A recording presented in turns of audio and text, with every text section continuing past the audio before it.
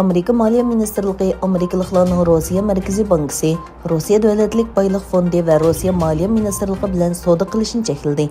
Kanada G7 bilan birlikda harakat qilib, Rossiyaning Ukrainaga qilgan hujumiga taqobil turish uchun Rossiya Federatsiyasining asosliq pul muomala organi bilan bo'lgan barliq savdolarni to'xtatdi. Yana bir tarafdan Putin imzo qo'ygan farmon bilan Rossiya fuqarolarining chet el puliga qarz berishi va pulini chet eldagi bank hisobotiga qo'yishi ma'ni qilindi. Xitoy G'arbning Rossiyaga qaratgan embargosiga qarshi turdi. Xitoy Tashqi ishlar ministrligining bayonotida jazoning faqat yangi masalalarni keltirib chiqaradiganligi ta'kidlandi. Putinning yadro tahdidiga bo'lgan yuqori hushyorlik masalasiga qarata bayonotchi har qaysi taraflar xotirjam bo'lib, ig'vogarchilikdan saqlanishi kerak deb baho berdi. Xitoy Tashqi ishlar ministrligi dushanba kuni bu xil jazoga qarshi turadiganligini qayta ta'kidlab, G'arb davlatlarining bir qism Rossiya banklarini SWIFT sistemasidan chiqarib etish qarorining qonunsiz va bir tarafli ekanligini o'ttirib qo'ydi.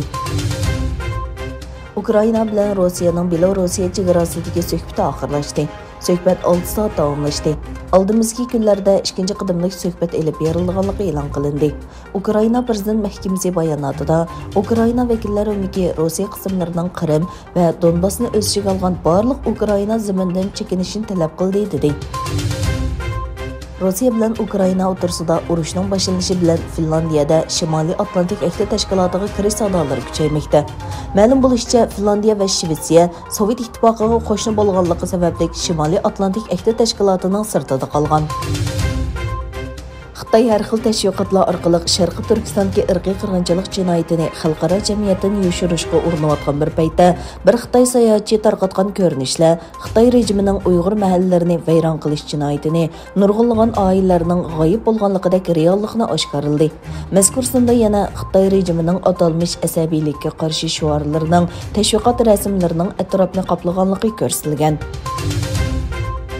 Amerika Tashqi ishlar ministri Antony Blinken Qozog'iston, Qirg'iziston, Tojikiston, Turkmaniston va O'zbekistonning diplomatiya ministrlari bilan silliq yig'in o'tkazib, Rossiya-Ukraina urushi qatorliq masalalarni muzokara qildi.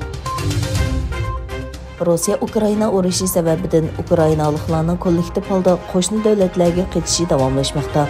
Birlashgan Davlatlar Tashkiloti Musofirlar Oliy komissari urushning 5-kuni bu sonning 500 mingdan oshib ketganligini e'lon qildi. Egilanishicha, Ukrainaga qo'shni bo'lishi va Yevropa ittifoqi a'zosi bo'lishi sababli Polsha, Vengriya va Ruminiya Ukrainadan ayrilganlar eng ko'p borgan davlatlar ekan.